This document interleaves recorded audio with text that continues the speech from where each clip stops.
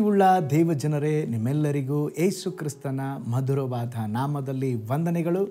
Shalom, ನಿಮಗೆ ಸಮಾಧಾನವಾಗಲಿ. ಈ ದಿನ ದೇವರ ವಾಕ್ಯದ ಜ್ಞಾನಕ್ಕಾಗಿರುವಂಥ ವಿಷಯ ನಂಬಿಕೆಯಿಂದ ಆಜ್ಞಾಪಿಸಿರಿ.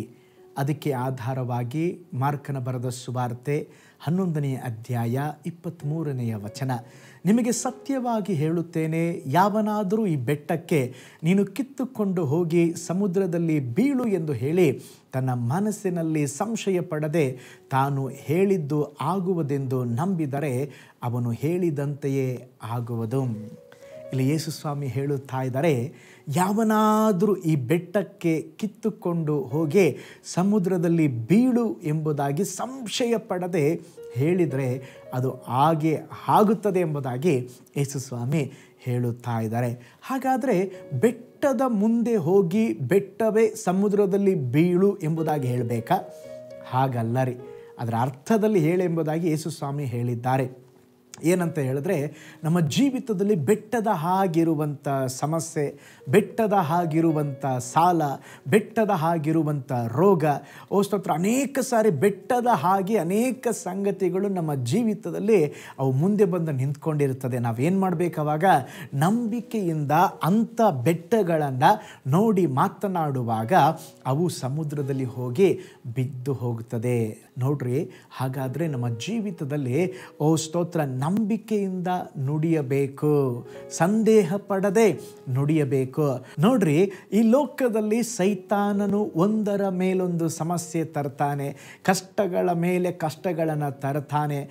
ಸ್ತೋತ್ರ. ಆದರೆ ಅದರ ಮಧ್ಯದಲ್ಲಿ ದೇವರು ಹೇಳುತ್ತಿದ್ದಾರೆ, ನಿನ್ನ ಮುಂದೆ ಇರುವಂಥ ಬೆಟ್ಟಕ್ಕೆ ನಂಬಿಕೆಯಿಂದ ಆಜ್ಞಾಪಿಸು, ನಂಬಿಕೆಯಿಂದ ಆದೇಶಿಸು. ನೀನು ಆಜ್ಞಾಪಿಸುವಾಗ ನಿನ್ನ ಸಮಸ್ಯೆಗಳು ಕಣ್ಮರೆಯಾಗುವಂಥದ್ದಾಗಿದೆ.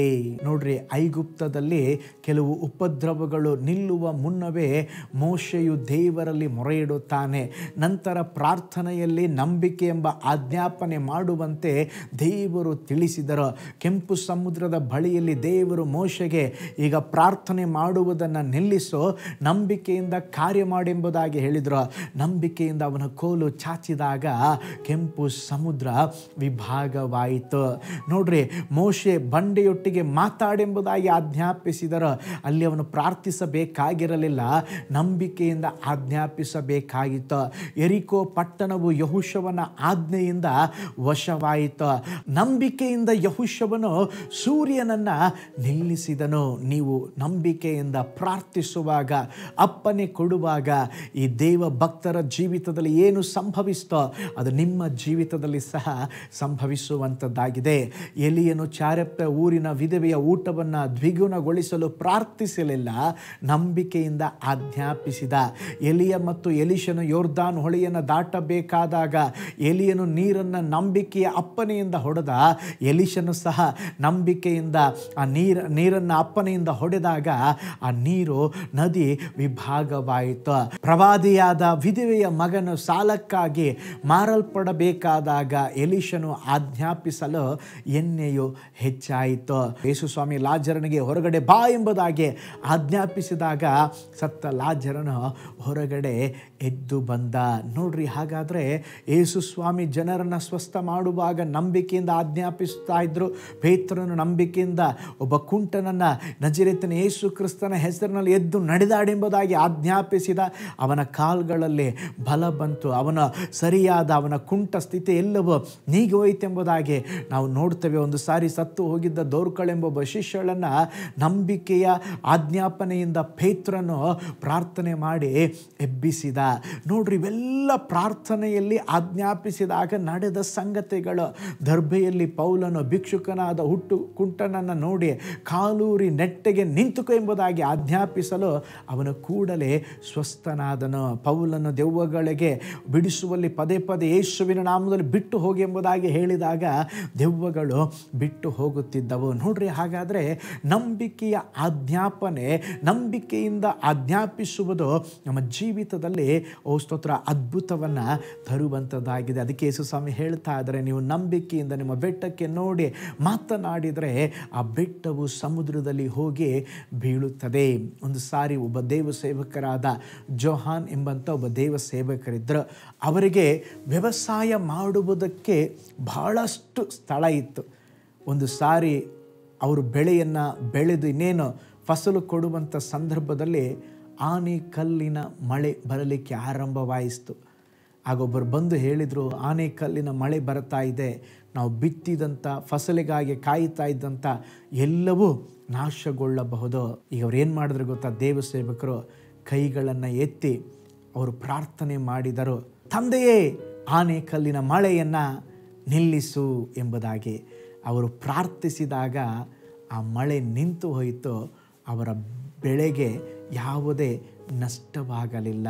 ಯೇಸು ಸ್ವಾಮಿ ಹೇಗೆ ಆ ಬಿರುಗಾಳಿಗೆ ನುಡಿದಾಗ, ಸಮುದ್ರ ಅಲ್ಲೋಲ ಕಲ್ಲೋಲವಾದಾಗ ನುಡಿದರೂ ಶಾಂತವಾಯಿತು, ಅದೇ ವಿಧದಲ್ಲಿ ಇವರು ಅಪ್ಪನೆ ಕೊಟ್ಟಾಗ ಅದು ಹಾಗೆ ನಿಂತು ಹೋಯಿತು. ಪ್ರೀತಿಯುಳ್ಳ ದೇವಜನರೇ, ಇವತ್ತು ನಿಮ್ಮ ಸಮಸ್ಯೆಗಳಿಗೆ ನಂಬಿಕೆಯಿಂದ ಆಜ್ಞಾಪಿಸಿರಿ. ಹೇಳ್ರಿ, ರೋಗವೇ, ಸಾಲವೇ, ದುಃಖವೇ, ವ್ಯಾಧಿಯೇ, ಯೇಸುವಿನ ನಾಮದಲ್ಲಿ ನಿನ್ನನ್ನು ವಿರೋಧಿಸ್ತೇನೆ, ನೀನು ಹೋಗಿ ಸಮುದ್ರದಲ್ಲಿ ಬೀಳು ಎಂಬುದಾಗಿ ನಂಬಿಕೆಯಿಂದ ಆಜ್ಞಾಪಿಸಿರಿ. ನಿಶ್ಚಯವಾಗಿ ನಿಮ್ಮ ಜೀವಿತದಲ್ಲಿ ಸಹ ದೇವರು ಅದ್ಭುತವನ್ನು ಮಾಡ್ತಾರೆ. ಹಲ್ಲೆಲೂಯಾ. ಸಂಗತಿಗಳು ಬದಲಾಗ್ತದೆ. ಕಣ್ಗಳನ್ನು ಮುಚ್ಚೋಣ, ನಂಬಿಕೆಯಿಂದ ಇವತ್ತು ನುಡಿಯಿರಿ. ಹಲ್ಲೆಲೂಯಾ. ಸ್ತೋತ್ರ. ನಂಬಿಕೆಯಿಂದ ನೀವು ಬೆಟ್ಟಕ್ಕೆ ನುಡಿಯುವಾಗ ಆ ಬೆಟ್ಟ ಕಿತ್ತುಕೊಂಡು ಸಮುದ್ರದಲ್ಲಿ ಬೀಳ್ತದೆ ಎಂಬುದಾಗಿ ಯೇಸು ಸ್ವಾಮಿ ಹೇಳಿದ್ದಾರೆ. ಹಲ್ಲೆಲೂಯಾ. ನಿಮ್ಮ ಜೀವಿತದಲ್ಲಿ ಇರುವಂಥ ಬೆಟ್ಟಗಳೇನು, ನಿಮ್ಮ ಜೀವಿತದಲ್ಲಿ ಇರುವಂಥ ಸಮಸ್ಯೆಗಳೇನು, ಸ್ತೋತ್ರ ನೋಡಿ ಮಾತನಾಡ್ರಿ. ಹಲ್ಲೆಲೂಯಾ. ಪರಲೋಕದಲ್ಲಿ ವಾಸ ಮಾಡುವ ನಮ್ಮ ತಂದೆಯಾದ ದೇವರೇ, ನೀನು ಒಳ್ಳೆ ದೇವರು ಸ್ವಾಮಿ. ಅನೇಕ ಸಾರಿ ನಮ್ಮ ಜೀವಿತದಲ್ಲಿ ಅಪ್ಪ ದೇವರೇ, ಬೆಟ್ಟದ ಆಗಿರುವ ಸಮಸ್ಯೆಗಳು, ಬೆಟ್ಟದಾಗಿರುವಂಥ ರೋಗಗಳು, ಬಲಹೀನತೆಗಳು ನಿನ್ನ ನಾಮದಲ್ಲಿ ನಂಬಿಕೆಯಿಂದ ಇವತ್ತು ನುಡಿಯುತ್ತೇವೆಪ್ಪ. ಸಾಲದ ಬೆಟ್ಟ ನೀಗಿ ಹೋಗಲಿ, ರೋಗದ ಬೆಟ್ಟ ನೀಗಿ ಹೋಗಲಿ, ನಮ್ಮ ಜೀವಿತದಲ್ಲಿ ತಡೆಯಾಗಿ ಕಾಣಿಸಿಕೊಳ್ಳುವಂಥ ಸಮಸ್ಯೆಯ ಬೆಟ್ಟ ನೀಗಿ ಹೋಗಲಿ ಎಂಬುದಾಗಿ ನಾನು ಪ್ರಾರ್ಥಿಸ್ತೇನೆ. ಅದ್ಭುತ ನಡೆಯಲಿ. ಇವತ್ತು ಈ ವಿಡಿಯೋನ ವಾಚ್ ಮಾಡಿದ ಪ್ರತಿಯೊಂದು ಕುಟುಂಬಗಳನ್ನು ಬ್ಲೆಸ್ ಮಾಡಿರಿ. ಈ ದಿವಸ ನಮ್ಮನ್ನು ಅದ್ಭುತವಾಗಿ ನಡೆಸ್ರಿ. ನಾವು ಪ್ರಾರ್ಥನೆ ಕೇಳಿದ ಪ್ರೀತಿಗಾಗಿ ಸ್ತೋತ್ರ, ಯೇಸುವಿನ ಹೆಸರಿನಲ್ಲಿ ತಂದೆಯೇ, ಆಮೇನ್. Praise the lord. ಕರ್ತನು ನಿಮ್ಮನ್ನು, ನಿಮ್ಮ ಕುಟುಂಬಗಳನ್ನು ಬ್ಲೆಸ್ ಮಾಡಲಿ. ನಂಬಿಕೆಯಿಂದ ನಿಮ್ಮ ಬೆಟ್ಟಗಳಿಗೆ ಮಾತನಾಡ್ರಿ, ಬೆಟ್ಟಗಳಿಗೆ ನುಡಿಯಿರಿ. ಕರ್ತನು ನಿಮ್ಮ ಜೀವಿತದಲ್ಲಿ ದೊಡ್ಡ ಅದ್ಭುತಗಳನ್ನು ತರುವರು. ನಾಳೆ ಮತ್ತೊಂದು ದೈನಂದಿನ ಧ್ಯಾನದಲ್ಲಿ ನಾನು ನಿಮ್ಮನ್ನು ಸಂಧಿಸ್ತೇನೆ. ನಾನು ನಿಮ್ಮ ಪ್ರೀತಿಯ ಸೇವಕ pastor Paul Joy. God bless you all.